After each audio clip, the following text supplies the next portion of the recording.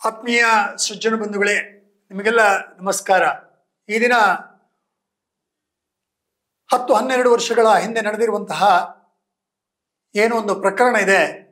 ಅದರಲ್ಲಿ ಆದಂತಹ ಒಂದು ವಿಸ್ತೃತ ಸ್ವರೂಪದ ಸತ್ಯಶೋಧನವನ್ನು ನಾವು ಮಾಡಬೇಕು.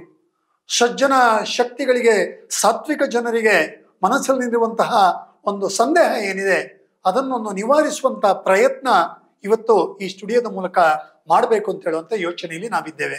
ನಮ್ಮ ಜೊತೆಗೆ ಯಕ್ಷಗಾನ ಕ್ಷೇತ್ರದ ಬಹಳ ಅರ್ಥಧಾರಿ ಮತ್ತು ಸಾಮಾಜಿಕವಾಗಿ ಯಾವುದು ಸರಿ ಯಾವುದು ತಪ್ಪು ಮಾಡುವಂತಹ ಶ್ರೇಷ್ಠ ವಿಶ್ಲೇಷಕರು, ವಿಶ್ಲೇಷಣೆಕಾರರಾದಂತಹ ಶ್ರೀ ಅಶೋಕ್ ಭಟ್ ಪೂಜೆ ಇದ್ದಾರೆ.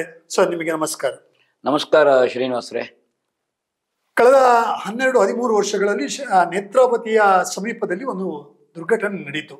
ಹೌದು, ಬಹಳ ಬೇಸರ. ಒಂದು ಹೆಣ್ಣು ಮಗಳಿಗೆ ಆತರ ಆದಂತ ಸಂದರ್ಭದಲ್ಲಿ ಸಮಾಜ ಅಸಹಾಯಕವಾಯಿತು. ಹೌದು. ಆದ್ರೆ ಕಾನೂನಿನ ಬಗ್ಗೆ ಬಹಳ ಗರಿಷ್ಠವಾದಂತ ಗೌರವ ಇದ್ದಂತ ನಾವು ಕಾನೂನಿನ ಮೊರೆ ಹೋಗುವಂತ ಎಲ್ಲ ವಿಷಯಗಳು ಆಯ್ತು. ಹೌದು. ಯಾವುದೇ ಒಂದು ಈ ತರದ ಪ್ರಕರಣ ಆದಾಗ ಪೊಲೀಸ್ನವರಿಗೆ ಮಾಹಿತಿ ಹೋಗ್ತದೆ, ಅವರು ಬರ್ತಾರೆ, ಅಲ್ಲಿಯ ಪ್ರಕ್ರಿಯೆಗಳೆಲ್ಲ ಆಗ್ತದೆ.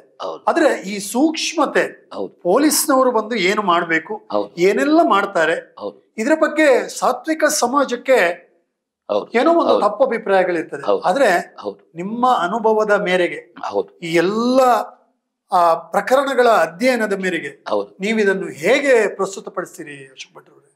ನೋಡಿ ಶ್ರೀನಿವಾಸ್ರೇ, ಒಂದು ನಾವು ಹೀಗೆ ಕೂತುಕೊಳ್ಳುವುದೇ ಬೇಸರದ ಸಂಗತಿ. ಒಂದು ಸಮಾಜದ ಉದ್ಧಾರಕ್ಕೋ ಅಥವಾ ಒಂದು ರಾಷ್ಟ್ರೀಯ ಚಿಂತನೆಗೋ ಒಂದು ಸಂಸ್ಕೃತಿಯ ಚಿಂತನೆಗೋ ಈ ಸಾಮಾಜಿಕ ಜಾಲತಾಣದಲ್ಲಿ ನಾವು ಕೂತ್ಕೊಳ್ಬೇಕು. ಇದು ಕೋಟಿ ಸಂಖ್ಯೆಯ ಜನರಿಗೆ ನಂಬಿಕೆ ಇರುವ, ಭಕ್ತಿ ಶ್ರದ್ಧೆ ಇರುವ ಒಂದು ಕ್ಷೇತ್ರಕ್ಕೆ ಸಂಬಂಧ ಪಡೆದ ಇನ್ಯಾವುದೋ ಒಂದು ಘಟನೆ ಅದರನ್ನು ಹಿಡ್ಕೊಂಡು ಕೆಸರೆ ಎರಚುವಂತಹ ಒಂದು ಯತ್ನ ಮಾಡುವಾಗ ನಾವು ಇದಕ್ಕೂ ಕ್ಷೇತ್ರದ ಕುರಿತಾಗಿ, ನ್ಯಾಯಾನ್ಯಾಯದ ಕುರಿತಾಗಿ ನಾವು ಹೀಗೊಂದು ಸಂವಾದ ಮಾಡಬೇಕಲ್ಲ ಅಂತ ನನಗೆ ಕಾಣುದು ಮೊದಲು. ಆದ್ರೆ ಮಾಡುವುದು ನಮ್ಮ ಕರ್ತವ್ಯ. ಖಂಡಿತ. ಸಮಾಜದಲ್ಲಿ ಏನಾಗಿದೆ ಅಂದ್ರೆ ಇತ್ತೀಚೆಗೆ ಜೋರು ಬೊಬ್ಬೆ ಹಾಕಿ ಒಬ್ಬ ಸುಳ್ಳು ಹೇಳಿದ್ರೆ ಸತ್ಯ ಅಂತ ನಂಬುದು. ಆ ಬೊಬ್ಬೆ ಕೇಳ್ತಾನೆ. ಒಬ್ಬ ಸತ್ಯವಂತ ಸಾತ್ವಿಕವಾಗಿ ಹೇಳಿದ್ರೆ ಏನ್ ಹೇಳ್ತಾರೆ ಅಂದ್ರೆ ಈ ಕಾಲಘಟ್ಟದಲ್ಲಿ ಅವರು ಸರಿ ಸ್ವಲ್ಪ ಸುಳ್ಳು ಹೇಳ್ತಾರೆ ಅಂತ ಕಾಣ್ತದೆ, ಅವರು ಧೈರ್ಯವಾಗಿ ಮಾತಾಡ್ಲಿಲ್ಲ ಅಂತ. ಸತ್ಯ ಮತ್ತು ಸುಳ್ಳನ್ನು ಜನ ತಿಳ್ಕೊಳ್ಳೋದು ಈಗ ಅವ ಎಷ್ಟು ಆಕ್ರಮಣ ಮಾಡ್ತಾನೆ, ಬೊಬ್ಬೆ ಹೊಡಿತಾನೆ ಎನ್ನುವುದರ ಮೇಲೆ.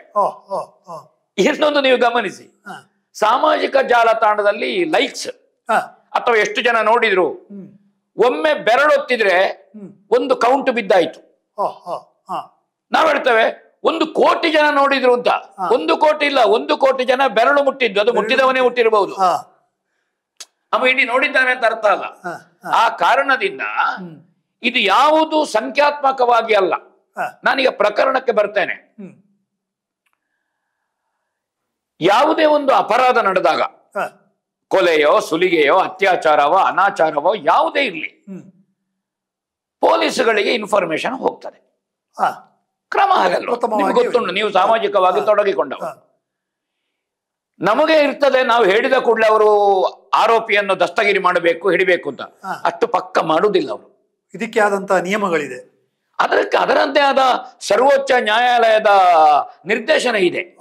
ಒಬ್ಬ ಆರೋಪಿಯನ್ನು ದಸ್ತಗಿರಿ ಮಾಡಬೇಕಿದ್ರೆ, ಅರೆಸ್ಟ್ ಮಾಡಬೇಕಿದ್ರೆ ಪೂರ್ವದಲ್ಲಿ ಪೊಲೀಸ್ ಕಣ್ಗಾವಲು ಏನು.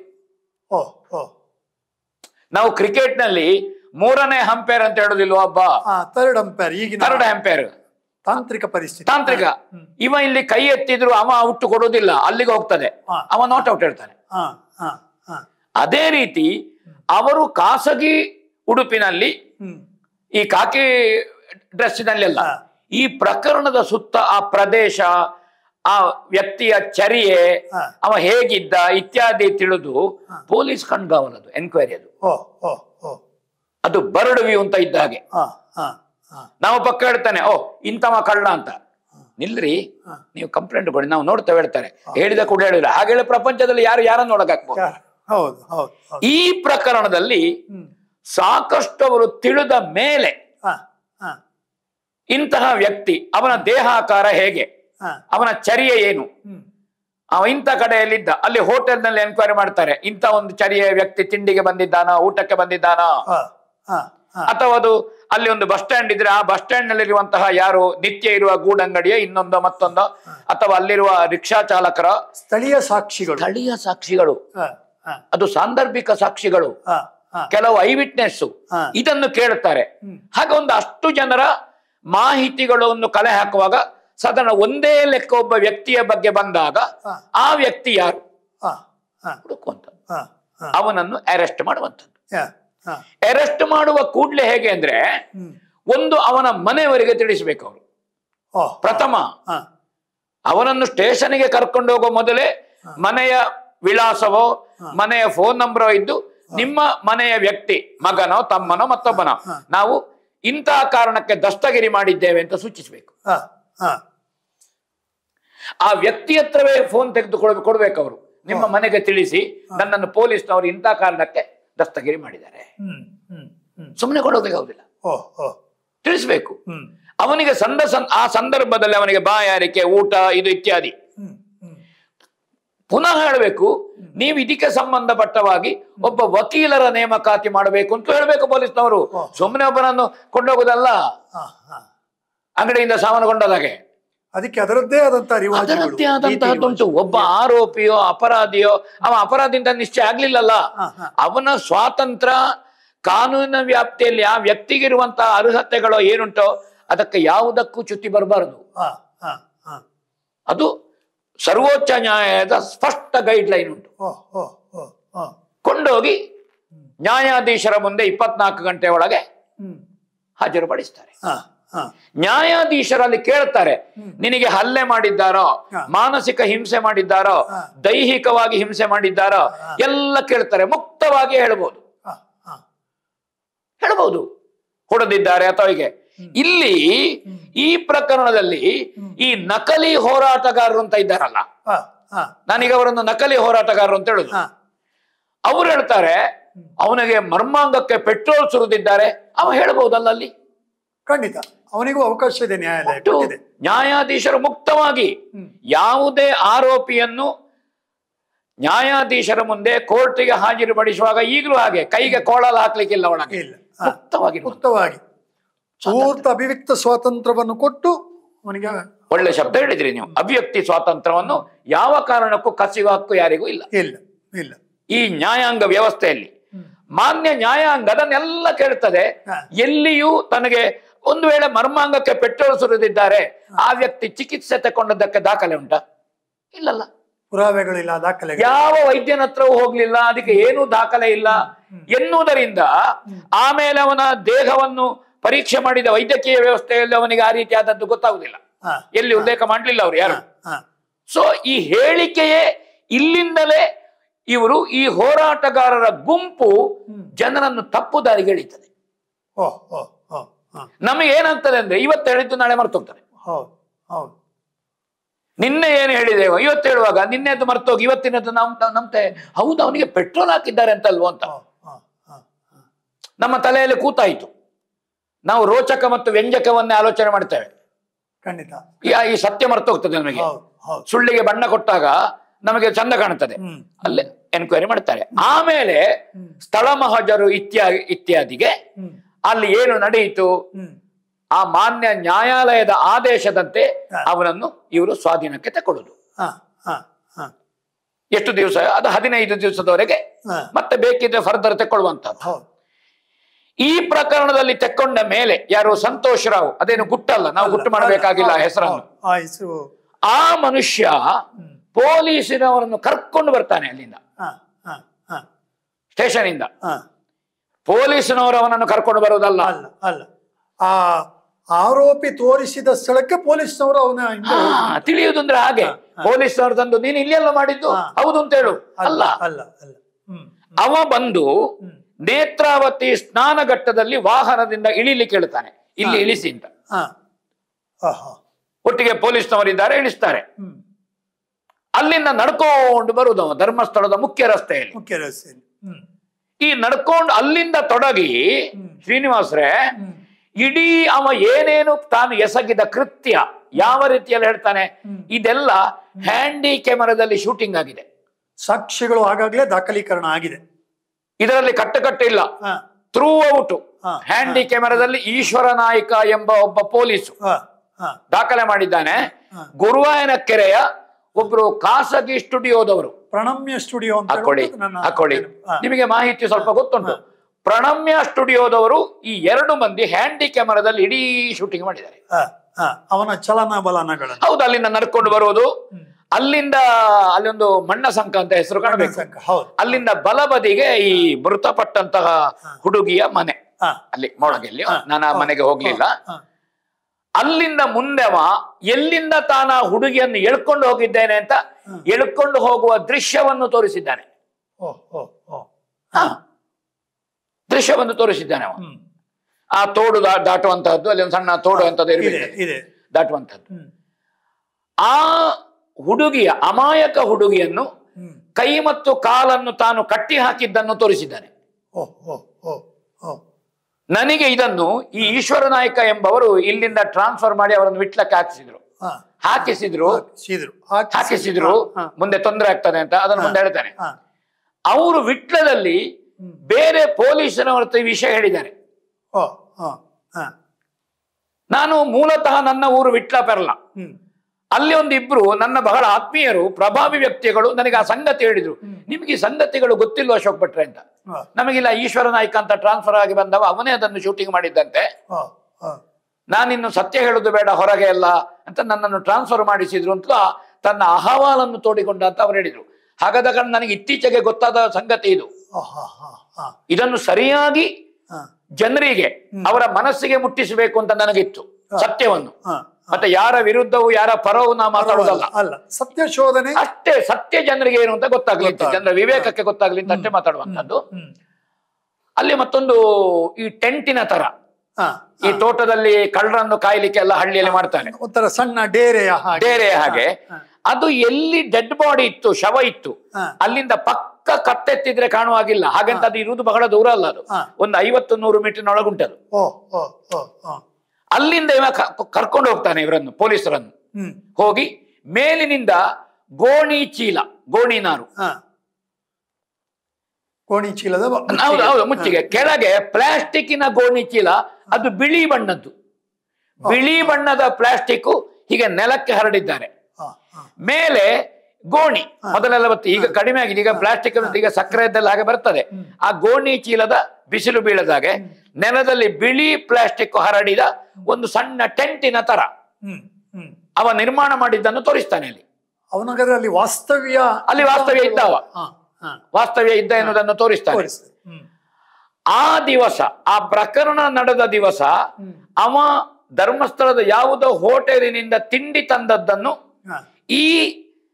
ಇದಕ್ಕೆ ಯಾರಿದ್ದಾಳೆ ಈ ಸೋದರಿ ಮಗು, ಅವಳ ಮಾವ ಅದನ್ನು ನೋಡಿದ್ದೇನೆ ಅಂತ ಹೇಳಿದ್ದಾನೆ ಒಂದು ಸ್ಟೇಟ್ಮೆಂಟ್ ಅಲ್ಲಿ.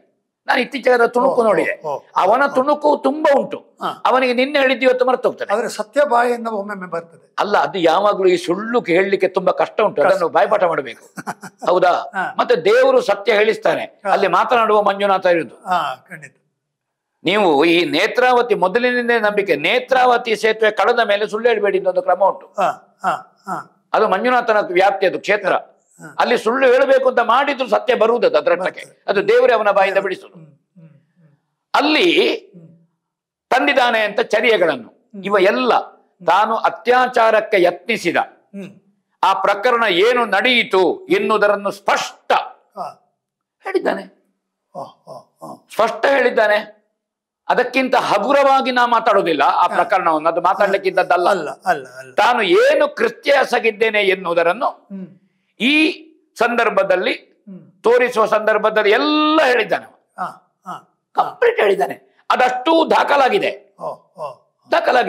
ಇವರು ಕೂತುಕೊಂಡಲ್ಲಿ ನೇಚರೋಪತಿ ಆಸ್ಪತ್ರೆ ಎದುರು ಸಿಸಿ ಕ್ಯಾಮರಾ, ಯಾವ ಸಿಸಿ ಕ್ಯಾಮರಾವೂ ಬೇಡ.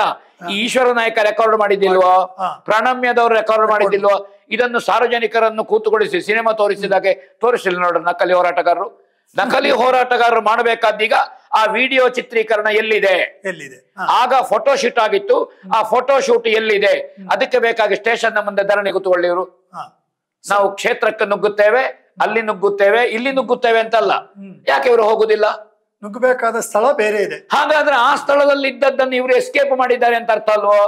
ಇದನ್ನು ಜೀವಂತ ಇಡ್ಲಿಕ್ಕೆ ಪ್ರಕರಣವನ್ನು. ಈ ಜೀವಂತ ಇಡುವ ಶಬ್ದದ ಹಿಂದೆ ಏನು ಯೋಚನೆಗಳಿರ್ಬೋದು? ಜೀವಂತ ಇಡುವ ಬಂದೆ ಇದು ನೀವು ಹೇಳುವಾಗ ನನಗೆ ನೆನಪಾಗುದು. ನಾನು ಇತ್ತೀಚೆಗೆ, ನಾನು ಅದರಲ್ಲಿ ದೊಡ್ಡ ಆಸಕ್ತ ಅಲ್ಲ, ಅದನ್ನು ವಿಡಿಯೋ ನೋಡಿಕೊಂಡೆ ಅಂತ ಹೇಳಿದ್ದಾರೆ ಅಂತ. ಇತ್ತೀಚೆಗೆ ಒಂದು ಶಬ್ದ ತುಣುಕು ಬಂತು. ಸಂತೋಷ್ ರಾವನ್ನು ಅರೆಸ್ಟ್ ಮಾಡಿದ್ದು ಸರಿ ಉಂಟು, ಅವನೇ ನಿಜವಾದ ಅಪರಾಧಿ, ಅವನನ್ನೇ ಸರಿಯಾಗಿ ವಿಚಾರಣೆ ಮಾಡಬೇಕು, ಶಿಕ್ಷೆ ಆಗಬೇಕು ಅಂತ ಪ್ರಮುಖ ಹೋರಾಟಗಾರರೊಬ್ಬರು ಹೇಳಿದ್ದು ವಿಡಿಯೋ ತುಣುಕುಂಟು. ಇದು 13 ವರ್ಷದ ಹಿಂದಿನ ಕತೆ. ಅವರಿಗೆ ಆ ದಿನದಲ್ಲಿ ಮನವರಿಕೆ ಆಗಿದೆ. ಮಾತ್ರ ಅಲ್ಲ, ಅವರು ಈ ಪ್ರಕರಣಕ್ಕೆ ಎಂಟ್ರಾದ್ದೇ 6 ತಿಂಗಳು ಕಳೆದ ಮೇಲೆ ಅವರೇ ಹೇಳಿದ್ದಾರೆ, ನಿಮ್ಮ ಇದು ನಾನು 6 ತಿಂಗಳ ನಂತರ 6 ತಿಂಗಳು ಬರ್ಲಿಲ್ಲ, ಆಮೇಲೆ ಬಂದದ್ದು ಅಂತ ಅವರೇ ಹೇಳಿದ್ದಾರೆ. ಅವರದ್ದೇ ಹೇಳಿಕೆ, ನಾನು ಅದನ್ನು ಕ್ರಿಯೇಟ್ ಮಾಡಿ ಹೇಳುವುದಲ್ಲ. 1 ವರ್ಷ ಕಳೆದ ಮೇಲೆ ಅವರು ಹೇಳ್ತಾರೆ ಸಂತೋಷ್ ರಾವ್ ನಿರಪರಾಧಿ ಅಂತ. ಮೊದಲು ಅವರೇ ಹೇಳ್ತಾರೆ ಸಂತೋಷ್ ರಾವೇ ಅಪರಾಧಿ, ಅವರನ್ನು ವಿಚಾರಣೆ ಆಗಬೇಕು, ಶಿಕ್ಷೆ ಆಗಬೇಕು. 1 ವರ್ಷ ಕಳೆದ ಮೇಲೆ ಸಂತೋಷ್ ರಾವ್ ನಿರಪರಾಧಿ, ಒಬ್ಬ ಅಮಾಯಕನನ್ನು ಒಳಗೆ ಹಾಕಿದ್ದಾರೆ, ಅಪರಾಧಿಗಳು ಬೇರೆ ಇದ್ದಾರೆ ಅಂತ ಹೇಳಿ ಈ 3 ಜನರ ಹೆಸರು ಬಂತು, ಬಡಪಾಯಿಗಳದ್ದು. ನಿಜವಾಗಿ ಸಂತ್ರಸ್ತರು ಇವರು 3 ಜನ ಈ ಪ್ರಕರಣದಲ್ಲಿ. ಅವರಿಗೆ ಲೈಫ್ ಇಲ್ಲ ನೋಡಿ. ಮದುವೆ ಆಗದಿದ್ದವನೇ ಮದುವೆ ಆಗಲಿಕ್ಕೆ ಗೊತ್ತುಂಟ? ಹುಡುಗಿಯ ಸಿಕ್ಕದ ಕಾಲ ಈಗ ಸಮಾಜದಲ್ಲಿ. ಇವರ ದುರಂತ ನೋಡಿ ಇದು. ಇನ್ನೊಂದು ಕಡೆಯಲ್ಲಿ ಅವರೇ ಹೇಳ್ತಾ ಇದ್ದಾರೆ, ನಾನು ದುಡ್ಡಿದ್ರೆ ಈ ಪ್ರಕರಣಕ್ಕೆ ಬರ್ತಿರ್ಲಿಲ್ಲ, ಹಣ ಇದ್ರೆ. ನಾನು ಹಣ ಇಲ್ಲದ ಕಾರಣ ಈ ಪ್ರಕರಣಕ್ಕೆ ಬಂದಿದ್ದೇನೆ. ಹಾಗಾದ್ರೆ ನೇರವಾಗಿ ಇದು ಹಣ ಮಾಡುವ ದಂಧೆ. ಹಾಕೊಳ್ಳಿ, ನಾನು ಅದನ್ನು ಪುನಃ ಹೇಳ್ಬೇಕಾ? ನನ್ನ ಬಾಯಿ ತೊಳ್ಕೊಳ್ಬೇಕಾ? ಅವರೇ ಹೇಳಿದ ಮಾತು, ನಾನು ಹೇಳುವುದಲ್ಲ. ನಾನು ಹಣ ಮಾಡುವುದಕ್ಕೆ ಬೇಕಾಗಿ ಇದನ್ನು ಉದ್ಯಮವನ್ನಾಗಿ ಬಳಸಿದ್ದೇನೆ ಎನ್ನುವುದರ ಅರ್ಥ ಅಲ್ವೋ ಅದು? ಅವರು ಹಾಗೆ ಹೇಳದಿದ್ರು, ನಾನು ಹಣ ಇದ್ರೆ ಬರ್ತಿರ್ಲಿಲ್ಲ ಅಂತ ಹೇಳಿದ್ರೆ ಅರ್ಥ ಏನು? ಹಣ ಮಾಡ್ಲಿಕ್ಕೆ ಬಂದಿದ್ದೇನೆ, ಇದು ನನಗೆ ಉದ್ಯಮ ಆದ ಕಾರಣ ಅಂಗಡಿ ಬಾಗಿಲು ಹಾಕಲಿಕ್ಕೆ ಗೊತ್ತುಂಟ? ನಿತ್ಯ ಬಾಗಿಲು ತೆಗಿಬೇಡ. ಅದಕ್ಕೆ ಈ ಪ್ರಕರಣವನ್ನು ಮುಗಿಸ್ತಾ ಇಲ್ಲ. ಅಂದ್ರೆ ಜೀವಂತವಾಗಿ ಇಡಬೇಕು ಅಂತ ಹೇಳುವಂತ, ಇದನ್ನು ಜೀವಂತವಾಗಿಡಬೇಕು ಅಂತ ಇದಕ್ಕೆ ಬೇಕಾದ ಪೋಷಕಾಂಶವನ್ನು ಕೊಡ್ತಾ ಇರುವುದು. ಮುಂದಿನ ಹಂತದಲ್ಲಿ ನ್ಯಾಯಾಲಯದ ಮುಂದೆ ಹಾಜರುಪಡಿಸ್ತಾರೆ. ಆಗ ಮುಂದೆ ಕಸ್ಟಡಿ ಬೇಕಾದ್ರೆ ಕಸ್ಟಡಿ, ನ್ಯಾಯಾಂಗ ಬಂಧನ, ಅವಾಗ ವಕೀಲರ ನೇಮಕಾತಿಯೋ ಇತ್ಯಾದಿ ಇತ್ಯಾದಿ, ಜಾಮೀನು ಇತ್ಯಾದಿ ಎಲ್ಲ ಬರುವಂತದ್ದು. ಇಲ್ಲಿ ಇನ್ನು ಸ್ಥಳ ಮಹಜರು ಅಂತ ಉಂಟು. ಸ್ಥಳ ಮಹಜರು ಅಂದ್ರೆ ಅಲ್ಲಿ ಆ ರೇಖೆಗಳನ್ನು ಎಲ್ಲಿ ಅಲ್ಲ ಅದನ್ನೆಲ್ಲ ಚಿತ್ರ ಬಿಡಿಸಿ ಒಂದು ಸ್ಕೆಚ್ ಮಾಡ್ತಾರೆ. ಎಲ್ಲಿ ಪ್ರಕರಣ ನಡೆದಿದೆ, ಎಲ್ಲಿ ಆಗಿದೆ, ಎಲ್ಲಿಂದ ಎಳ್ಕೊಂಡು ಹೋಗಿದ್ದನ್ನೆಲ್ಲ ರೇಖೆಗಳು ತೋರಿಸ್ತಾರೆ. ಸ್ಥಳ ಮಹಜರು ಆಗುವಾಗ ಅಲ್ಲಿ ಸಾಕ್ಷಿಗಳಿದ್ರೆ, ಈ ಪ್ರಕರಣಕ್ಕೆ ಸಾಕ್ಷಿಗಳಲ್ಲ, ಸ್ಥಳ ಮಹಜರಿನ ಸಾಕ್ಷಿಗಳು ಅವರ ಹತ್ರ ಹೇಳಿಕೆ ಪಡ್ಕೊಳ್ತಾರೆ. ಸಾಕ್ಷಿಗಳ ಹೆಸರು ಉಲ್ಲೇಖ ಮಾಡ್ತಾರೆ. ತನಿಖಾಧಿಕಾರಿ ದಸ್ಕತ್ತು ಮಾಡ್ತಾನೆ.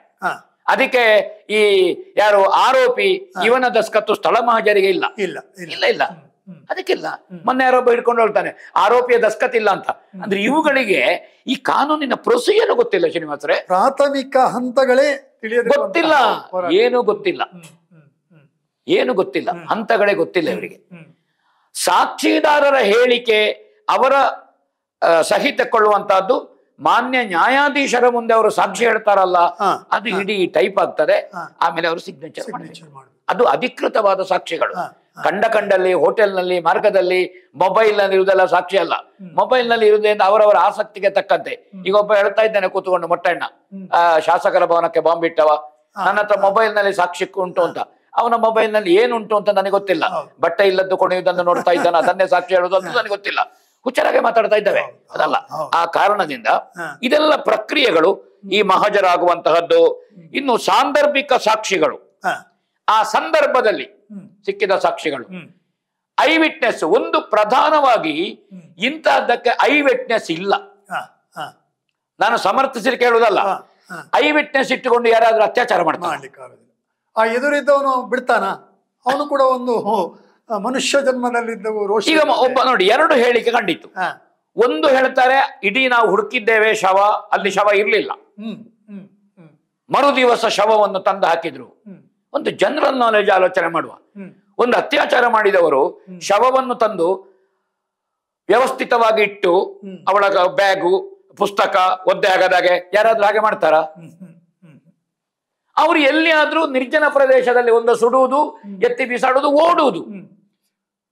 ಬೇರೆ ಪ್ರಕರಣಗಳಲ್ಲಿ ಕಂಡುಕೊಂಡಂತೆ ನಾವು. ಹೌದು, ನಾವು ಅನೇಕ ಈಗ ಸಾಧಾರಣ 1000 ಪ್ರಕರಣ ತೆಗೆದ್ರೆ ಯಾವ ಪ್ರಕರಣದಲ್ಲಿ ಪುನಃ ಅದನ್ನು ವ್ಯವಸ್ಥಿತವಾಗಿ ತಂದು ಕಟ್ಟುವುದು, ಹಾಕುವುದು, ಇನ್ನು ಅತ್ಯಂತ ದುರ್ಬಲ ಶಬ್ದದಿಂದ ಅತ್ಯಂತ ಬೇಸರ ಆಗುವ ರೀತಿಯಲ್ಲಿ ಮಾಡಿದ್ದಾರೆ. ಸತ್ತ ಮೇಲೂ ಒಂದು ಹೆಣ್ಣು ಮಗಳ ಆ ಶವದ ಮೇಲೆ ಅಂತಹ ಶಬ್ದ ಪ್ರಯೋಗಗಳು, ಅದು ನಾನು ಹೇಳುವುದಿಲ್ಲ. ನನಗೆ ಮಾತೃತ್ವದ ಬಗ್ಗೆ ಅಪೂರ್ವವಾದ ಗೌರವ ಉಂಟು. ಸಂಸ್ಕಾರದ ಹಿನ್ನೆಲೆಯಿಂದ ನಾವು ಬಂದಿದ್ದೇವೆ. ಅದರ ವರ್ಣನೆಗಳನ್ನು 1-2-3 ಜನ ತಾಯಂದಿರೇ ಹೇಳಿದ್ರು. ನನಗೆ ತುಂಬಾ ಬೇಸರ ಆಯ್ತು. ನಾವು ಮಾತೃತ್ವಕ್ಕೆ ಗೌರವ ಕೊಡುವ ಸಂಸ್ಕೃತಿಯಿಂದ ಬಂದದ್ದು, ನಾವು ಹಿನ್ನೆಲೆಯಿಂದ ಬಂದಿದ್ದೇವೆ. ಅವರಾಗ ಹೇಳಬಾರದು, ಹಾಗೆ ಹೇಳಬಾರದು. ಇದನ್ನು ಹೇಳಿದ್ದಾರೆ.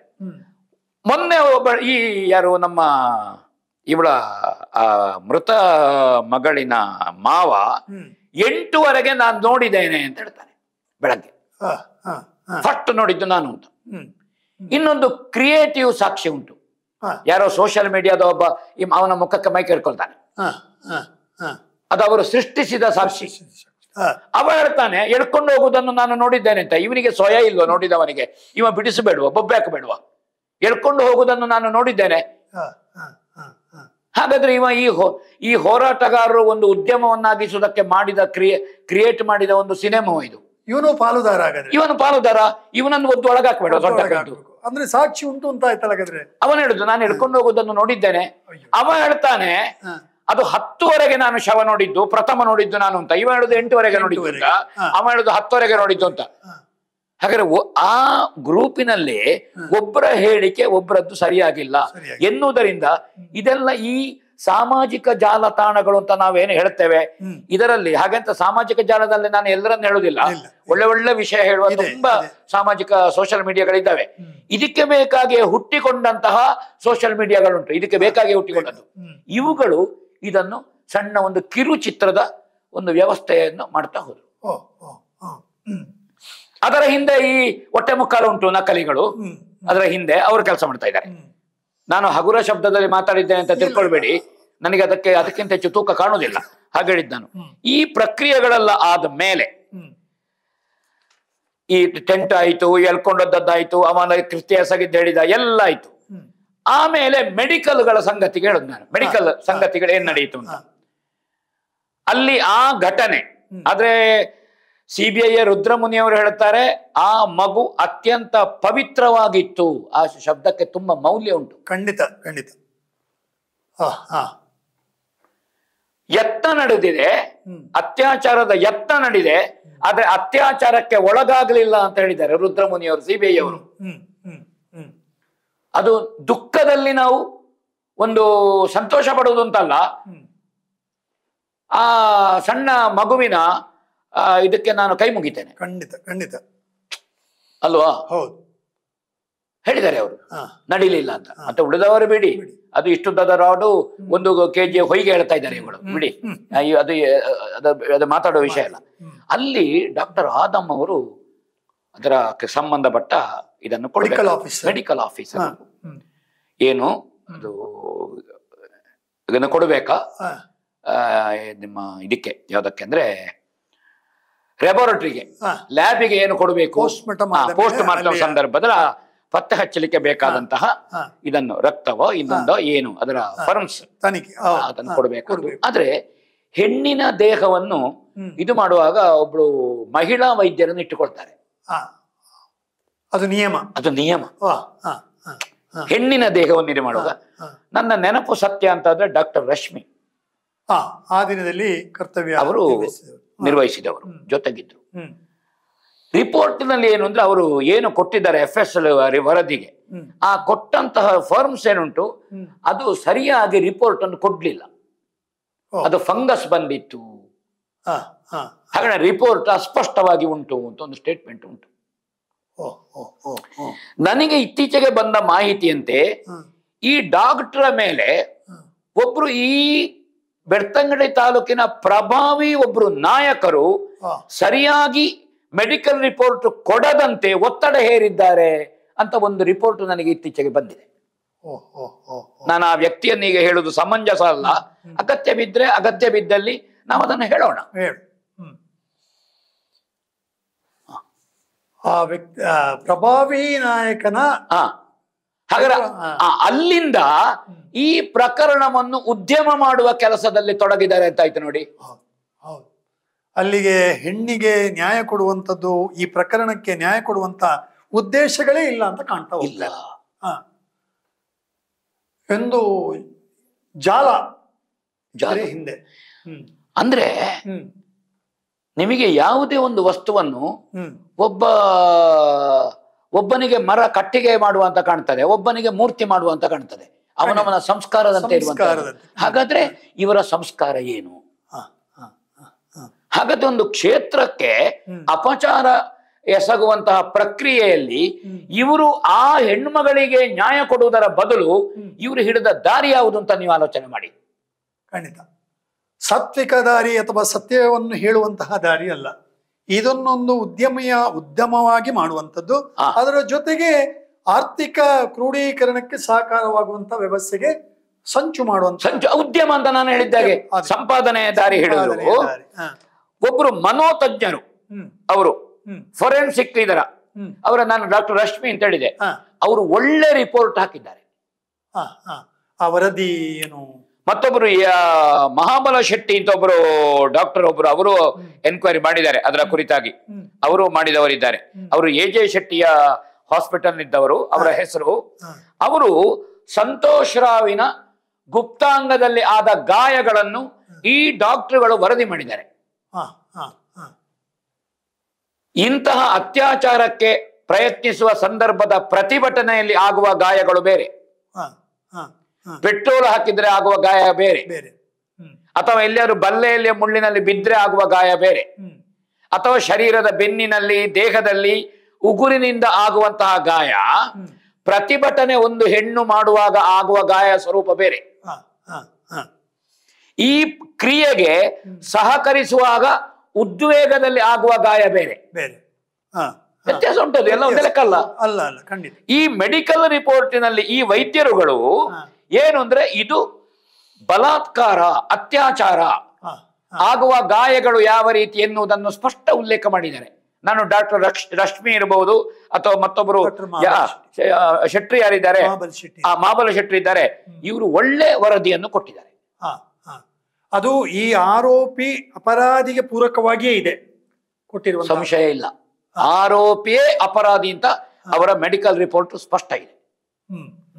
ಇದನ್ನು ರುದ್ರಮುನಿಯವರು ಸರ್ ಹೇಳಿದ್ದಾರೆ. ಅವರು ಒಮ್ಮೆ ಸಂದರ್ಶನಕ್ಕೆ ಬಂದಾಗ ಅವರು ಆ ಹೇಳಿಕೆಯಲ್ಲಿ ಹೇಳಿದ್ದಾರೆ.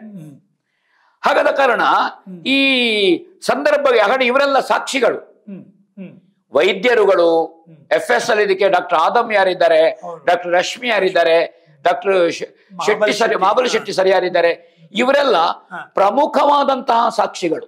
ಖಂಡಿತ ಖಂಡಿತ. ಯಾಕೆ ಇದಕ್ಕೆ ಐ ವಿಟ್ನೆಸ್ ಇಲ್ಲ. ಒಬ್ಬ ನೋಡಿದ್ದೇನೆ ಅಂತ ಹೇಳಿದ್ರೆ ಅವ ಸುಳ್ಳು ಹೇಳಿದ್ದಾನೆ ಅಂತ ಅರ್ಥ, ಅಥವಾ ಈ ಪ್ರಕರಣವನ್ನು ಅವನೇ ಮಾಡಿಸಿದ್ದಾನೆ ಅಂತ ಅರ್ಥ. ಖಂಡಿತ, ಎರಡಕ್ಕೂ ಅವನೇ ಬಾಧ್ಯ. ಅವನೇ ನೋಡಿದವ ಹೇಳಬೇಡುವ, ತಡಿಬೇಡುವ. ಒಂದು ಅತ್ಯಾಚಾರ ನಡೆಯುವಾಗ ಅವ ಅದನ್ನು ಶೂಟಿಂಗ್ ಮಾಡಿ ಕೂತ್ಕೊಡುದಲ್ಲ.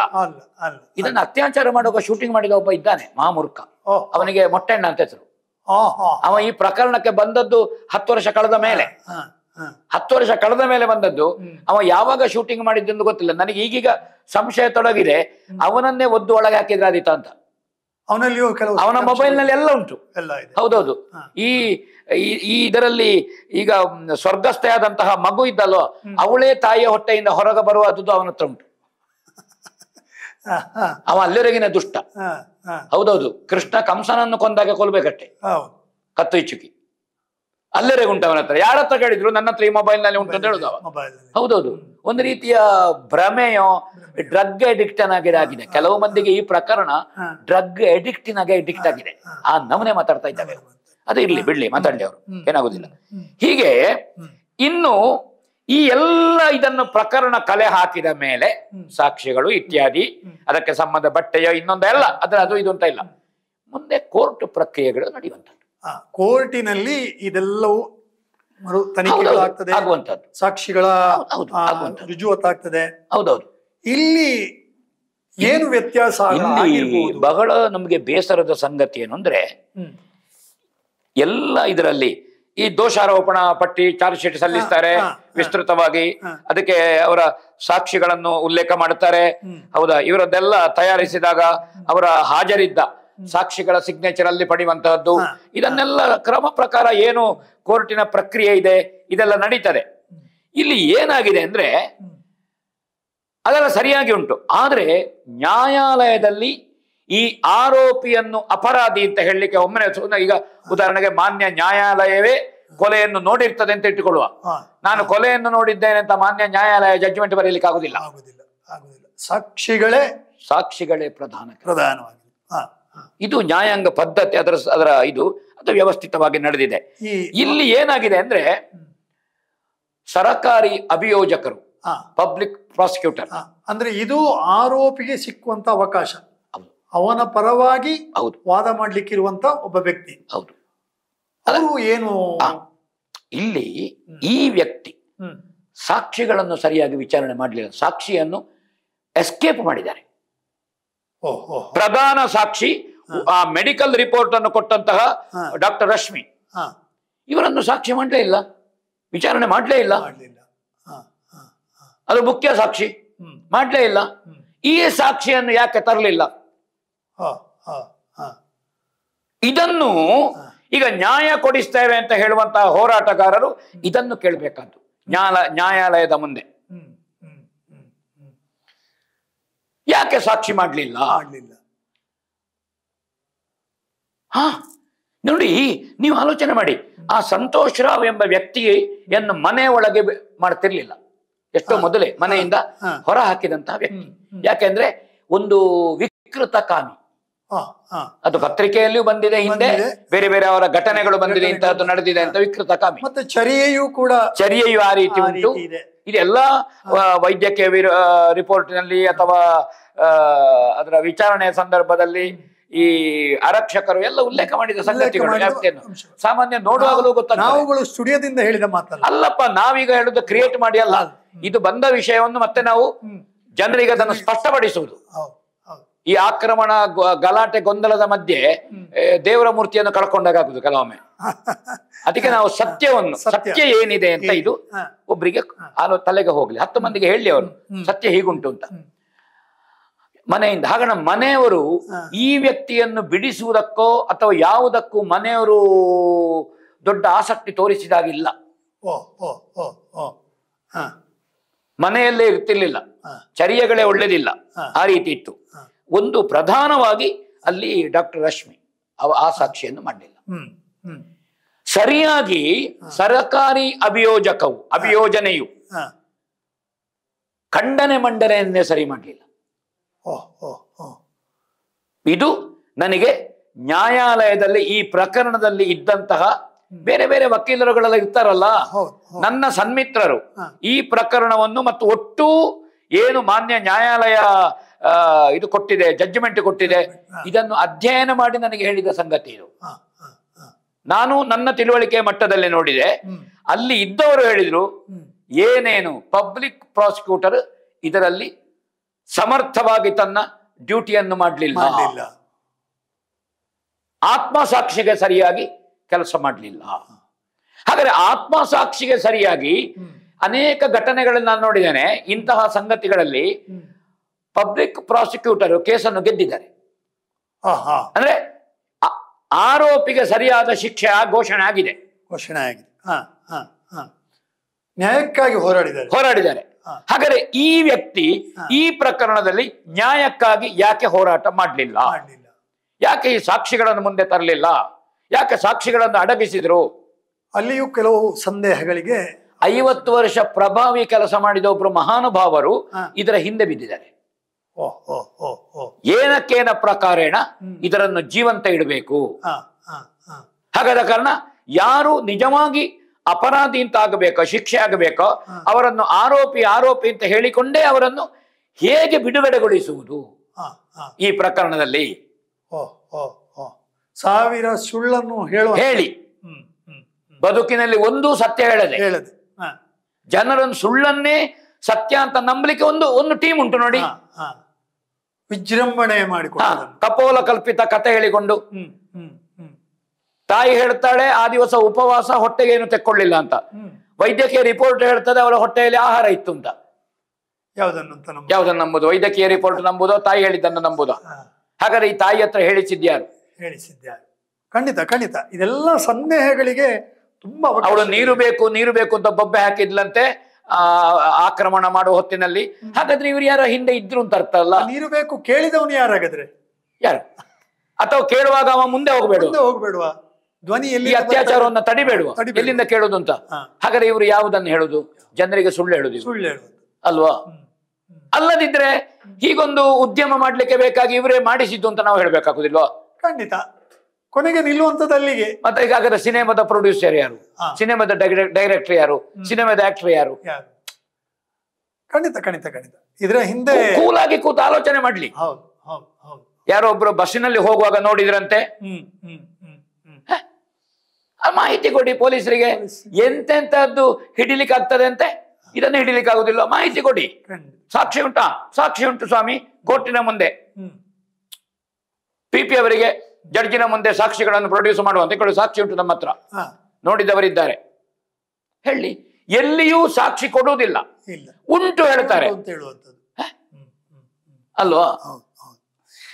ಒಟ್ಟು ಏನು ಇದಾಗ್ತಾ ಇದೆ ಅಂತ ಹೇಳಿದ್ರೆ, ಒಂದು ಸಿನಿಮಾದ ಹಾಡು ನೆನಪಾಗ್ತದೆ.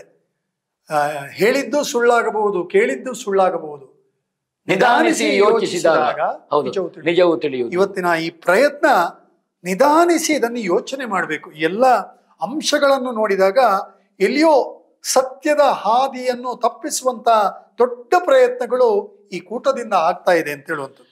ಇನ್ನೊಂದು ಜಡ್ಜ್ಮೆಂಟಿನಲ್ಲಿ ಉಲ್ಲೇಖ ಮಾಡಿದ್ದಾರೆ, ಅಭಿಯೋಜನಾ ವೈಫಲ್ಯವನ್ನು ನಮೂದಿಸಿದ್ದಾರೆ. ಅಭಿಯೋಜನಾ ಅವರ ವೈಫಲ್ಯವನ್ನು ಜಡ್ಜ್ಮೆಂಟ್ ಉಲ್ಲೇಖಿಸಿದೆ.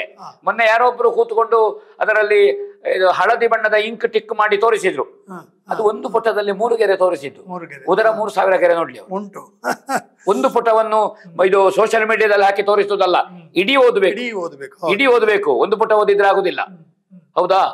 ಅದನ್ನು ತೋರಿಸಿದ್ದಾರೆ. ಅಭಿಯೋಜನಾ ವೈಫಲ್ಯವನ್ನು ತನಿಖಾಧಿಕಾರಿ ಲೋಪವಿದ್ದಾಗಲೂ ಮಾನ್ಯ ನ್ಯಾಯಾಲಯ ತನಿಖಾಧಿಕಾರಿಯ ಮೇಲೆ ಕ್ರಮ ಕೈಗೊಳ್ಳಬೇಕು. ಅವಕಾಶ ಉಂಟು, ಇವರಿಗೆ ಕೇಳಬಹುದು. ಒಬ್ರು ತನಿಖಾಧಿಕಾರಿ, ಅವರ ಹೆಸರೆಂತದವರು ಯೋಗೀಶ,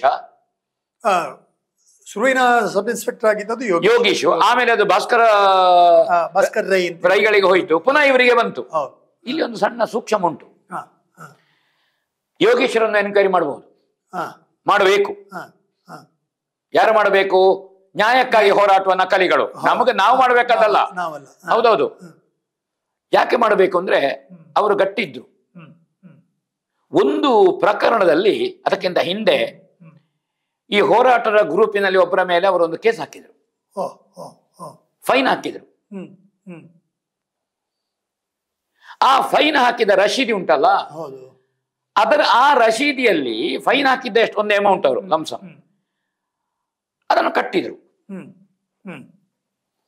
ಅದಕ್ಕೆ ನಾನೀಗ ಒಬ್ಬ ವಿಡಿಯೋ ಕ್ಯಾಮೆರಾ ಹಿಡ್ಕೊಂಡ ಈಶ್ವರ ಅಂತ ಒಬ್ಬ ಹೇಳಿಲ್ಲ, ಈಶ್ವರ ನಾಯ್ಕ ಅಂತ ಪುಣ್ಯ ಪುರುಷ, ಅವ ಒಂದು 0 ಸೇರಿಸಿದ. ಯಾಕೆಂದ್ರೆ ಈ ವ್ಯಕ್ತಿಯ ಜನ ಅದು 0 ಸೇರಿಸಿ ಏನಾಯ್ತು, ಅವನ ಮೇಲೆ ಇದಾಯ್ತು. ನೀನು ನಮಗೆ ಫೈನ್ ಇಷ್ಟ ಹಾಕಿದ್ದಿ, ಆದ್ರೆ ಕಟ್ಟಿದ್ದು ನೀನು ಇಷ್ಟೇ ಅಂತ. ಒಂದು 0 ಸೇರಿಸಿದ ಕೂಡಲೇ ಅಮೌಂಟ್ ದಶಗುಣ್ಯವಾಗಿ ಮುಂದೆ ಹೋಗ್ತದೆ ನೋಡಿ. ಮತ್ತೆ ಯಾರೋ ಹೇಳಿದ್ರು ಅದು ನಕಲಿ ಇದು ಅಂತ ಹೇಳಿದ್ರು, ರಶೀದಿಯು ನಕಲಿ ಅಂತ ಹೇಳಿದ್ರು. ಇಂಥದ್ದು ತುಂಬಾ ನಡೀತದೆ ಬಿಡಿ. ಸೊ ಇವನ ಒಂದು ವೀಕ್ ಪಾಯಿಂಟ್ ಅವರಿಗೆ ಸಿಕ್ಕಿತು. ಇದು ನಾನು ಹೇಳ್ತೇನೆ ಅಂತ ಹೈಯರ್ ಆಫೀಸರ್ನಲ್ಲಿ ನಿಮ್ಮದು ಇದಿದೆ. ಹಾಗಾಗಿ ಅದರಲ್ಲಿ ನೀವು ಈ ಮೂಲಕವಾಗಿ ಯೋಗೀಶ್ವರನ್ನು ಬ್ಲ್ಯಾಕ್ ಮೇಲ್ ಮಾಡಿದ್ರು ಅಂತ ಈ ಪುಣ್ಯಾತ್ಮ ಈಶ್ವರ ನಾಯಕ ವಿಟ್ಲದಲ್ಲಿ ಹೇಳಿದ ವರದಿ ಇದು. ನಾನಿದನ್ನು ಈಗ ಯಾಕೆಂದ್ರೆ ತಡವಾಗಿ ಬಂದದ್ದು, ಯಾಕೆಂದ್ರೆ ನನಗೆ ಇತ್ತೀಚೆಗೆ ಸಿಕ್ಕಿದ ವಿಷಯ ಅದು. ನಾನು ಯಾವುದೇ ವಿಷಯ ಗೊತ್ತಿಲ್ಲದೆ ಆಡೋದಿಲ್ಲ, ನಾವು ಆಡಬಾರ್ದು. ಗೊತ್ತಿದ್ದದನ್ನು ಹೇಳಲಿಕ್ಕೆ ನಮಗೆ ಭೀತಿ ಇಲ್ಲ, ಅದು ಸತ್ಯ ಹೇಳೋದು ನಾವು. ಸೊ ಇವನನ್ನು ಈ ಬ್ಲ್ಯಾಕ್ ಮೇಲಿನಿಂದಾಗಿ ಯೋಗೀಶ, ಯಾಕೆಂದ್ರೆ ಯೋಗೀಶನ ಹೆಸರು ತುಂಬಾ ಬರ್ತಾ ಉಂಟು, ಅಲ್ಲಲ್ಲಿ ಬಂದಿದೆ. ಅವನನ್ನು ಹಾಗೆ ಮಾಡಬೇಕು, ಅವನನ್ನು ಹೀಗೆ ಮಾಡಬೇಕು ಅಂತ ಮಾಡಿ ಅವನ ಮೇಲೆ ಮಾಡಿ. ಅದನ್ನ ಅಲ್ಲಿ ಇಲ್ಲಿ ಹೇಳುದು ಯಾಕೆ, ಅಲ್ಲಿ ಮಾಡಿ ಇಲ್ಲಿ ಮಾಡಿ ಅಂತ ಹೇಳಿ ಆಗ ಅವನು ಹೇಳ್ತಾನೆ, ಬ್ಲ್ಯಾಕ್ ಮೇಲ್ ಮಾಡಿದ್ದಾನೆ ಅವನು ಹೇಳ್ತಾನೆ ಅಂತ ಆಗ, ಅಲ್ವಾ? ಇದು ಕೋತಿ ಮರಿಯನ್ನು ತಲೆಯಲ್ಲಿ ಇಟ್ಟುಕೊಂಡು ಹೋಯ್ತಂತೆ. ಪ್ರವಾಹ ದಾಟುವಾಗ ನೀರು ಏರಿತು ಏರಿತು ಏರಿತು, ಅದಕ್ಕೆ ಸೊಂಟದಲ್ಲಿತ್ತು, ಎದೆಗೆ ಕುತ್ತಿಗೆಗೆ ಹಾಕಿತ್ತು, ತಲೆಯಲ್ಲಿ ಇಟ್ಟುಕೊಂಡಿತ್ತು. ಮತ್ತು ನೀರು ಏರಿತು, ಮರಿಯನ್ನು ಕಾಲಿನಡಿಯಲ್ಲಿ ಹಾಕಿ ಮತ್ತೆ ಮೇಲೆ ನಿಂತಿತ್ತದು. ಅದರ ಜೀವ ರಕ್ಷಣೆ. ಅದಕ್ಕೆ ಮರಿಯ ವಿಷಯ ಅಲ್ಲ, ತಾನು ಬದುಕಬೇಕಾದ ಮುಖ್ಯ. ಹಾಗೆ ಮಾಡ್ಲಿ ಇವರು ಯೋಗೀಶನನ್ನು. ನೋಡ ಯಾರು ಅಡಿಗೆ ಹಾಕ್ತಾರೆ, ಯಾರು ಮೇಲೆ ಹಾಕ್ತಾರೆ ಅಂತ. ಒಟ್ಟಾರೆಯಾಗಿ ಸತ್ಯ ಬರಲಿ, ಸತ್ಯ ಬರಬೇಕಾದ್ದು ಮುಖ್ಯ. ಇಂತಹದ್ದು ಇಲ್ಲಿ ನಡೆದಿದೆ. ಒಂದೇ ಉದ್ದೇಶ ಏನು ಅಂದ್ರೆ ಪ್ರಕರಣವನ್ನು ಜೀವಂತವಾಗಿ ಇಡ್ಲಿಕ್ಕೆ. ನಮ್ಮ ಉದ್ಯಮ ಅಂಗಡಿ ಬಾಗಿಲಕ್ಕೆ ಬಾಗರದಲ್ಲ, ಇದಕ್ಕೆ ಎಲ್ಲ ಕಡೆಯಲ್ಲಿಯೂ ಇವರು ಕೆಲಸ ಮಾಡಿದ್ದಾರೆ. ಇನ್ನೊಂದು ವಿಷಯ ಇದ್ದದ್ದು, ಅವ ಶೃಂಗೇರಿಯಿಂದ ಬಂದ ಸುಬ್ರಹ್ಮಣ್ಯಕ್ಕೆ ಹೋದ ಅಂತ. ನಾನು ಅದನ್ನ ಪ್ರಸ್ತಾಪ ಮಾಡಿದನಾಗಂತ ಗೊತ್ತಿಲ್ಲ. ಹಾಗೆ ಅವನನ್ನು ಶೃಂಗೇರಿಯಿಂದ ತಂದದ್ದು ಯಾರು? ಸಂತೋಷ್ ರಾಯನನ್ನು ಸುಬ್ರಹ್ಮಣ್ಯಕ್ಕೆ ಕಳುಹಿಸಿದ್ಯಾರು? ಹಾಗಾದ್ರೆ ಯಾರೋ ಒಬ್ಬ ವ್ಯಕ್ತಿ ಅವನನ್ನು ಇಲ್ಲಿ ತಂದು ಮಾಡ್ಲಿಕ್ಕೆ ಒಟ್ಟಿಗೆ ಒಬ್ಬ ಇದ್ದಾನೆ ಅಂತ ಆಯ್ತು. ಸೂತ್ರಧಾರ ಹಾಗಾದ್ರೆ ಒಬ್ಬ ಇದ್ದಾನೆ ಹಿಂದೆ. ಈ ಎಲ್ಲದರ ಸೂತ್ರಧಾರವು ಯಾರೋ ಒಬ್ಬ ಇದ್ದಾನೆ ಅಂತ. ಅವ ಆರೋಪಿ ಎನ್ನುವುದಕ್ಕೆ ಸರಿಯಾದಂತಹ ಸಾಕ್ಷ್ಯಾಧಾರಗಳಿಲ್ಲ. ಏನು ಹೇಳಿದ್ದಾರೆ ಕೋರ್ಟ್ ಅಂತ ಹೇಳಿದ್ರೆ ಬಹಳ ಚೆನ್ನಾಗಿ ಹೇಳಿದ್ದಾರೆ ಅವರು. ಈ ಪ್ರಕರಣದಲ್ಲಿ ತನಿಖಾಧಿಕಾರಿಗಳು ಏನು ಹೇಳಿದ್ರು ಅಂದ್ರೆ, ಈ ಪ್ರಕರಣವನ್ನು ಆರೋಪಿ ಸಂತೋಷ್ ರಾವ್ ಅಪರಾಧಿ ಅಂತ ಹೇಳಲಿಕ್ಕೆ ಅಭಿಯೋಜನೆಯು ಒದಗಿಸಿದ ಪುಷ್ಟಿ ಸಾಕ್ಷಿ ಸಾಕಾಗ್ಲಿಲ್ಲ. ಪುಷ್ಟಿ ಸಾಕಾಗ್ಲಿಲ್ಲ. ಅದರ ಅರ್ಥ ಏನು? ಅದರ ಅರ್ಥ ಮಾನ್ಯ ನ್ಯಾಯಾಲಯಕ್ಕೆ ಆ ಆರೋಪಿ ಅಪರಾಧಿ ಎನ್ನುವುದು ಮನಸ್ಸಿನಲ್ಲಿ ಉಂಟು, ಮನಸ್ಸಿನಲ್ಲಿದೆ. ಆದ್ರೆ ಅದನ್ನು ಹೇಳಲಿಕ್ಕೆ ಸಾಕ್ಷಿ, ಅದನ್ನು ಉಲ್ಲೇಖಗೊಳಿಸಲಿಕ್ಕೆ ಸಾಕ್ಷಿಯೇ ಪ್ರಧಾನ. ಹಾಗಣ ಅಭಿಯೋಜನೆಯು ಸಾಕ್ಷಿಯನ್ನು ಪುಷ್ಟೀಕರಿಸುವಲ್ಲಿ ಇವ ಆರೋಪಿ ಅಂತ ವಿಫಲಗೊಂಡಿದೆ. ಏನಿದಕ್ಕೆ ಅರ್ಥ? ಖಂಡಿತ ನಿರಪರಾಧಿ ಅಂತ ಹೇಳಲಿಲ್ಲ, ನಿರಪರಾಧಿ ಅಲ್ಲ. ಅಲ್ಲ, ಇದು ನಾನು ಇನ್ನೊಂದು ಹೇಳ್ತೇನೆ. ಶಾಸಕರ ಭವನಕ್ಕೆ ಬಾಂಬ್ ಇಟ್ಟಂತಹ ಮೊಟ್ಟೆಣ್ಣ ಏನು ಜಡ್ಜ್ಮೆಂಟ್ ಬಂತು? ಆ ವ್ಯಕ್ತಿ ಬಾಂಬ್ ಇಟ್ಟದ್ದು ಹೌದು, ಇಟ್ಟದಲ್ಲಿ ಸಿಗುದಾಗೆ. ಆದ್ರೆ ಇಟ್ಟದ್ದನ್ನು ಹೌದು ಅಂತ ಹೇಳಿ ಅವನಿಗೆ ಶಿಕ್ಷೆ ಕೊಡ್ಲಿಕ್ಕೆ ಸಾಕ್ಷಿ ಪುಷ್ಟಿ ಕೊಡುವುದಿಲ್ಲ. ಅದು ಇದು ತುಲನೆ ಮಾಡಿದ್ರೆ ಒಂದೇ. ತನ್ನ ಅನುಭವದ ಒಂದು ಪ್ರಕರಣದಲ್ಲಿ ತಾನೇ ಹೌದಾ ರಿಜೆಕ್ಟ್ ಆಗಿ ಡಿಬಾರ್ ಆಗಿ ಹೋದ ವ್ಯಕ್ತಿ ಅಂತಹದ್ದೇ ಇನ್ನೊಂದು ಪ್ರಕರಣದಲ್ಲಿ ಮೊಬೈಲ್ ಹಿಡ್ಕೊಂಡು ಮೀಡಿಯಾದ ಮುಂದೆ ಬರುದು ಅಲ್ವಾ? ಕುಂಬಳಕಾಯಿ ಹೆಗಲ್ನಲ್ಲಿ ಇಟ್ಟುಕೊಂಡು ಸಾಸಿವೆ ಕಾಳು ತೋರಿಸುದು. ಇದು ಯಾವ ನೈತಿಕತೆ ಉಂಟು ಹೇಳಿ? ಇವತ್ತಿನ ಸಾತ್ವಿಕ ಸಮಾಜದ ಒಂದು ದುಸ್ಥಿತಿ ಅಂತ ಹೇಳಿದ್ರೆ, ಈ ರೀತಿಯ ತಪ್ಪು ಕಪೋಲ ಕಲ್ಪಿತವಾದಂತಹ ಘಟನೆಗಳ ಮೂಲಕ ಸಮಾಜದ ನಂಬಿಕೆಯ ದಾರಿಯನ್ನು ಬೇರೆ ಕಡೆ. ಎಷ್ಟು ಅಸಭ್ಯವಾಗಿ ಮಾತಾಡಿದ ಒಂದು ಸಾಮೂಹಿಕ ವಿವಾಹದ ಬಗ್ಗೆ. ಹಾಗೆಂತ ಇವ ಇಲ್ಲೇ ಅಲ್ವಾ ಸಾಮೂಹಿಕ ವಿವಾಹದ್ದು? ಏನು ಹೆಂಡತಿಯನ್ನು ಪ್ರಥಮ ರಾತ್ರಿ ಬಿಟ್ಟೋದನಂತ ಇಲ್ಲಿ? ಹಾಗೆ ಪ್ರಶ್ನೆ ಕೇಳಬೇಕಾಗುದಿಲ್ಲ, ನಾವು ಕೇಳಬಾರದು. ಹೌದು, ಅದಕ್ಕೆ ಏನು ಪ್ರಶ್ನೆ ಕೇಳಬೇಕು? ಹಾಗಾದ್ರೆ ನಿನ್ನ ಅನುಭವ ಎಂತದ್ದು ಅಂತ ಕೇಳಬೇಡುವ? ಖಂಡಿತವಾಗಿ ಖಂಡಿತವಾಗಿ. ಇನ್ನು ಏನು ಮಾತಾಡ್ತವೆ ಈ ಬ್ರೈನ್ ಮ್ಯಾಪ್ ಅಂತ ಹೇಳುವಂಥದ್ದು, ಇದು ಒಳ್ಳೆ ವಿಷಯವನ್ನು ನೀವು ಬಂದ್ರಿ. ಈಗ ಇವರು ಯಾರು ಅಮಾಯಕರು 3 ಮಂದಿ ಬ್ರೈನ್ ಮ್ಯಾಪಿಂಗ್ಗೆ ಒಪ್ಪಿಗೆ ಕೊಟ್ಟು ಆಯ್ತು. ಏನು ವರದಿ ಬಂತು? ಅವರೆಲ್ಲ ವರದಿಗಳನ್ನು ನೋಡಿಕೊಂಡು ಇವರು ನಿರಪರಾಧಿಗಳು.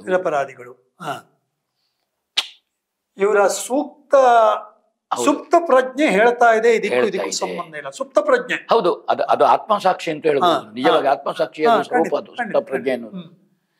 ನನಗನ್ನಿಸುವುದು ಶ್ರೀನಿವಾಸ್ ಸರ್, ಸಂತೋಷ್ ರಾವ್ ಅನ್ನು ಬ್ರೈನ್ ಮ್ಯಾಪಿಂಗ್ ಆಗತಕ್ಕದ್ದು. ಇವರು ಹೇಳುವಾಗೆ ಅವನಿಗೆ ಅಂಗ ದೌರ್ಬಲ್ಯ ಉಂಟು, ಆರೋಗ್ಯ ದೌರ್ಬಲ್ಯ ಎಂತದಿಲ್ಲ, ಗಟ್ಟಿಮುಟ್ಟಿದ್ದಾನೆ. ಖಂಡಿತ. ಈ ಹೆಣ್ಣು ಮಗಳನ್ನು ಮರಕ್ಕೋ ಕಂಬಕ್ಕೋ ಇನ್ನೊಂದಕ್ಕೋ ಕಟ್ಟಿ ಹಾಕಿ ಇಷ್ಟು ಕೆಲಸ ಮಾಡಿದಂತಹ ವ್ಯಕ್ತಿ ಹೌದಾ, ಇವ ದುರ್ಬಲ ಏನೂ ಅಲ್ಲ. ಖಂಡಿತವಾಗಿ. ಮಾತ್ರ ಅಲ್ಲ, ಅಲ್ಲಿ ನಿಮಗೆ ಜೈಲಿನಲ್ಲಿ ಸೆರೆಮನೆಯ ಒಳಗೆ ಅವನ ಚಟುವಟಿಕೆಯನ್ನು ಗಮನಿಸ್ಬೇಕು ಹೇಳ್ತಾರೆ ಕೆಲವರು. ಚಟುವಟಿಕೆಯನ್ನು ಗಮನಿಸ್ಬೇಕು. ಅಲ್ಲಿ ಬಹಳ ಎಂಜಾಯ್ ಮಾಡ್ತಾ ಇರ್ತಾನೆ ಅಂತ. ಅವನ ದೈಹಿಕ ದೃಢತೆಗೆ ಅದು ಕೂಡ ದೈಹಿಕ ದೃಢತೆ, ಅವನ ಚಟುವಟಿಕೆ, ಅಲ್ಲಿ ಕುಶಾಲು ಮಾತಾಡೋದು, ಅಲ್ಲಿ ಮಾನಸಿಕ ಸಿದ್ಧತೆ, ಅವನ ಇದೆಲ್ಲವೂ ಸಾಮಾನ್ಯ ವ್ಯಕ್ತಿ ಹಾಗೆ ಅವ ಇದ್ದಾನೆ. ಒಬ್ಬ ಆರೋಗ್ಯವಂತ ಮನುಷ್ಯನಿಗೆ ಸರಿ ಇದ್ದಾನೆ. ಅದೇ ಅವನನ್ನು ನ್ಯಾಯಾಲಯಕ್ಕೆ ಕೊಂಡೋಗುವಾಗ, ವಿಚಾರಣೆಗೆ ಕೊಂಡೋಗುವಾಗ ಅವ ಹೆಡ್ಡನಾಗೆ ಮಾಡೋದು. ಅದರ ಹಿಂದೆ ಏನಿರ್ಬೋದು? ಅವನನ್ನ ಹೆಡ್ಡನಾಗೆ ಮಾಡಿಸುವ ಬುದ್ಧಿವಂತರಿದ್ದಾರಲ್ಲ ಇಲ್ಲಿ, ಮಾಡಿಸುದು ನೀವು ಹೇಳಿದ ಸುರುವಿಗೆ ಮಾಡುವುದು. ಒಳಗಿರುವಾಗ ಅದ್ರ ಒಳಗೆ ಯಾರು ಇಲ್ಲ, ಅವನ ಆಟಿಟ್ಯೂಡ್ ಇರ್ತದೆ. ಇಲ್ಲಿ ಕೊಂಡೋಗ ಇವರು ಹೇಳಿದ್ದಾರೆ, ನೀನಲ್ಲಿ ಹೆಡ್ಡನಾಗೆ ಮಾಡಬೇಕು, ಅಂಗ ದೌರ್ಬಲ್ಯ ಇದ್ದಾಗೆ ಮಾಡಬೇಕು, ಮೆಡಿಕಲ್ ಇದ್ದಾಗೆ ಮಾಡಬೇಕು. ಸೊ ಇದನ್ನೆಲ್ಲ ಈ ಪಬ್ಲಿಕ್ ಪ್ರಾಸಿಕ್ಯೂಟರ್ ಇದನ್ನು ಪ್ರೆಸೆಂಟ್ ಮಾಡುವಲ್ಲಿ ಪಬ್ಲಿಕ್ ಪ್ರಾಸಿಕ್ಯೂಟರ್ಗೆ ಫೀಡ್ ಮಾಡಿದ, ಬೆಂಬಲ ಕೊಟ್ಟ, ಅವನನ್ನು ಸಂರಕ್ಷಿಸಿದ ಒಂದು ನಾಯಕತ್ವ ಇಲ್ಲಿ ಉಂಟು. ಪ್ರಭಾವಿ ನಾಯಕತ್ವ ಉಂಟು. 10 ವರ್ಷದಲ್ಲಿ ಅವರು ಇದೊಂದೇ ಕೆಲಸ ಮಾಡಿದ್ದು, ಇದನ್ನು ಜೀವಂತ ಇಡಬೇಕು ಅಂತ. ಆದ್ರೆ ಆ ಪುಣ್ಯಾತ್ಮ ಸತ್ತೋದ. ಇದನ್ನು ಜೀವಂತ ಇಟ್ಟು ಆ ಪುಣ್ಯಾತ್ಮ ಸತ್ತೋಯ್ತು. ಇಲ್ಲಿ ಈ ನ್ಯಾಯ ಸಿಗಬೇಕಾದಂತ ಹೆಣ್ಣುಮಗಳ ಈ ಫೈಲ್ ಏನುಂಟು, ಅವಳಿಗೂ ಎಳ್ಳು ನೀರು ಬಿಟ್ಟ, ಇವನಿಗೂ ಕುಟುಂಬದವರು ಎಳ್ಳು ನೀರು ಬಿಟ್ರು. ತನಗೂ ಇಲ್ಲ, ಇನ್ನೊಬ್ಬರಿಗೂ ಇಲ್ಲದ ರೀತಿಯಲ್ಲಿ ಆಯ್ತು. ಹೌದೌದು. ಆದ್ರೆ ಪರಿಸ್ಥಿತಿಯನ್ನು ವಿಷಮ ಮಾಡಿ ಹೋಗಿದ್ದು. ಇನ್ನೊಂದು ಪ್ರಕರಣ ಹೇಳ್ತಾನೆ. ಈಶ್ವರ ನಾಯ್ಕನಿಗೆ ಸ್ವಲ್ಪ ಬಾಡೂಟದಲ್ಲಿ ದೊಡ್ಡ ಆಸಕ್ತಿ. ಇವನನ್ನು ಹತ್ರ ಮಾಡಿ ಇವನಿಗೆ ಸರಿ ಪಾನಕವೋ ಪನಿವಾರವೋ ಪಾನೀಯವೋ ಇದನ್ನೆಲ್ಲ ಕುಡಿಸಿ, ಈ ಏನು ಶೂಟಿಂಗ್ ಆಗಿದೆ, ಇಡೀ ಪ್ರಕರಣ ಏನಾಗಿದೆ ಹ್ಯಾಂಡಿ ಕ್ಯಾಮರಾದಲ್ಲಿ, ಇದನ್ನು ಪ್ರೆಸೆಂಟ್ ಮಾಡಲೇ ಇಲ್ಲ. ನಿಜವಾದ ಪಬ್ಲಿಕ್ ಪ್ರಾಸಿಕ್ಯೂಟರ್ ನ್ಯಾಯಾಲಯದ ಮುಂದೆ ಏನು ಶೂಟಿಂಗ್ ಮಾಡಿದೆ, ಚಿತ್ರೀಕರಣ ಮಾಡಿದೆ, ಅದು ಪ್ರಧಾನವಾದ ಸಾಕ್ಷಿ, ಅದನ್ನು ತರಲಿಲ್ಲ ಅಭಿಯೋಜಕ. 2 ಸಂಗತಿ, ಒಂದು ಡಾಕ್ಟರ್ ರಶ್ಮಿ ಅವರು, ಒಂದು ಈ ಚಿತ್ರೀಕರಣ. ಇದುವೇ ಇದನ್ನು ಅಪರಾಧಿಯನ್ನು, ಆರೋಪಿಯನ್ನು ಅಪರಾಧಿ ಅಂತ ಹೇಳಲಿಕ್ಕೆ ಪ್ರಧಾನವಾದ ಸಾಕ್ಷಿ. ಪ್ರಧಾನ 2 ಸಾಕ್ಷಿಗಳನ್ನು ಎಸ್ಕೇಪ್ ಮಾಡಿದ್ದಾರೆ. ನಾನು ಡಾಕ್ಟರ್ ರಶ್ಮಿ ಅವರನ್ನು ಎಸ್ಕೇಪ್ ಅಂತ ನನಗೆ ಅದು ಇದಿಲ್ಲ, ಆದ್ರೆ ಅವರನ್ನು ಸಾಕ್ಷಿಯಾಗಿ ತರಲಿಲ್ಲ. ಇದು ಇದ್ದದ್ದನ್ನು ಒದಗಿಸಲಿಲ್ಲ. ಇವ ಇನ್ನು ಬಾಯಿ ಬಿಡುವುದು ಬೇಡ ಅಂತ ಈಶ್ವರ ನಾಯ್ಕನನ್ನು ವಿಟ್ಲಕ್ಕೆ ಟ್ರಾನ್ಸ್ಫರ್ ಮಾಡಿಸಿದ್ರು ಈ ಪ್ರಭಾವಿ. ಆಯ್ತಾ? ಇನ್ನೊಂದು ನನಗೆ ವರದಿ, ಅದರ ಬಗ್ಗೆ ನನಗೆ ಸಾಕಷ್ಟು ಹೇಳುವ ಇದಲ್ಲ, ಬಟ್ ಅದಕ್ಕೆ ಹೇಳಿದ ವ್ಯಕ್ತಿಗಳು ಗಟ್ಟಿ ಹೇಳ್ತಾರೆ.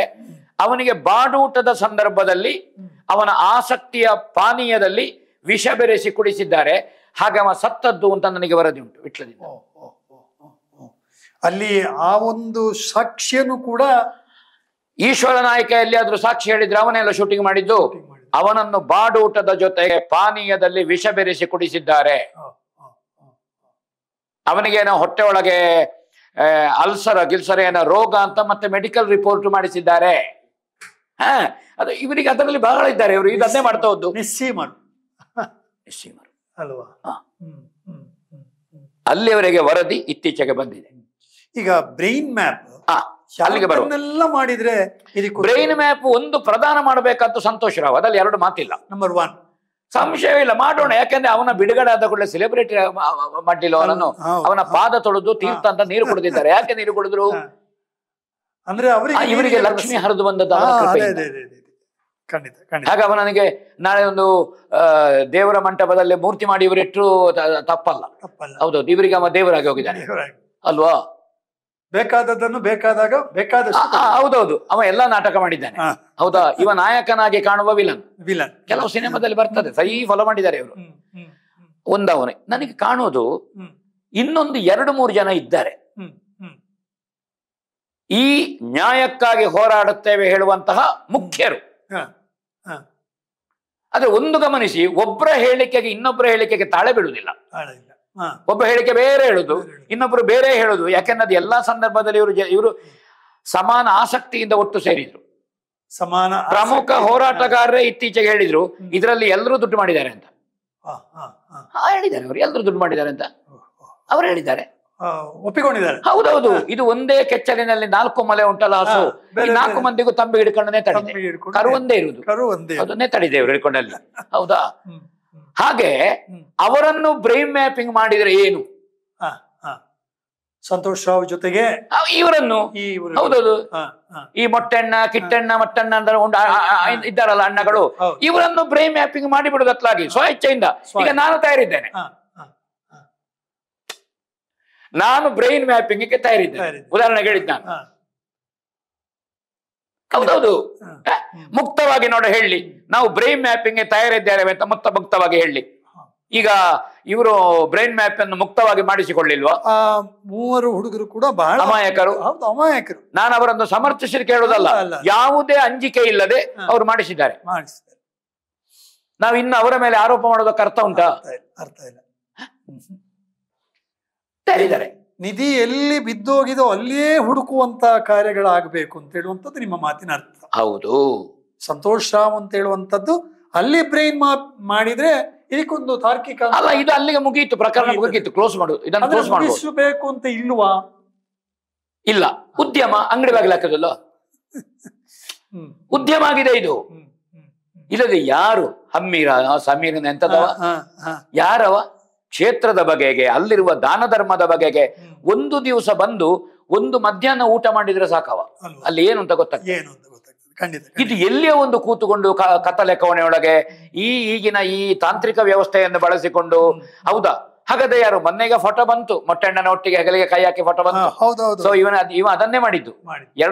ಇವತ್ತು ಯಾರೊಬ್ಬರು ನನಗೊಬ್ರು ಹೇಳಿದ್ರು, 2008ರವರೆಗೆ ಆ ಮನುಷ್ಯನ ಹತ್ರ ಏನು ಇರ್ಲಿಲ್ಲ, ಒಂದು ಅಕೌಂಟಿನಲ್ಲಿ 35,000 ಮತ್ತೆ ಹೆಂಡತಿ ಹೆಸರಿನಲ್ಲಿ ಎಷ್ಟೋ ಇದ್ದದ್ದು. ಈಗ ಆ ಮನುಷ್ಯ ಕೋಟ್ಯಾಧಿಪತಿ, 3-4 ಕಡೆ ಮನೆ, ಇದು ಏನು ಎಸೆಟ್ಸ್ ಉಂಟು ನಿಮ್ಗೆ ಗೊತ್ತುಂಟು ಅಂತ. ಇಲ್ಲ ಮಾರ್ರೆ, ನಾನು ಮತ್ತೊಬ್ಬನ ಎಸೆಟ್ಟಿನ ಬಗ್ಗೆ ಆಲೋಚನೆ ಮಾಡುವುದಿಲ್ಲ ಹೇಳಿದೆ ನಾನು. ಹೌದೌದು, ಈ ಪ್ರಕರಣದಿಂದ ಸೆಟ್ ಆಗಿದ್ದಾರೆ ಅವರು, ಅವರು ಸೆಟ್ ಆಗಿದ್ದಾರೆ. ಈ ಬಾಂಬ್ ಇಟ್ಟದ್ದು ಟುಸ್ ಆಯ್ತು, ಈಗ ಆ ಬಾಂಬ್ ಹಿಡ್ಕೊಂಡು ಇಲ್ಲಿ ಓಡಾಡ್ತಾ ಉಂಟು. ಹೌದಾ? ಇದು ಪ್ರಮುಖವಾದಂತಹ ಸಂಗತಿಗಳು. ಪಿಪಿ ಮಾಡಿದಂತಹ ಭಾರಿ ದೊಡ್ಡ ಅಪಚಾರ, ಒಂದು ಸಂಶಯ ಇಲ್ಲ. ದೇವರು ಶಿಕ್ಷಾ ಮನುಷ್ಯನಿಗೆ ಕೊಡಬೇಕು. ಅವರನ್ನು ಸಂರಕ್ಷಿಸಿದ, ಪಿಪಿಯನ್ನು ಬೇಕಾದ ಹಾಗೆ ಕೈಗೊಮ್ಮೆ ಮಾಡಿದವರು ಅವರು ನಿರ್ಗಮಿಸಿದ್ರು.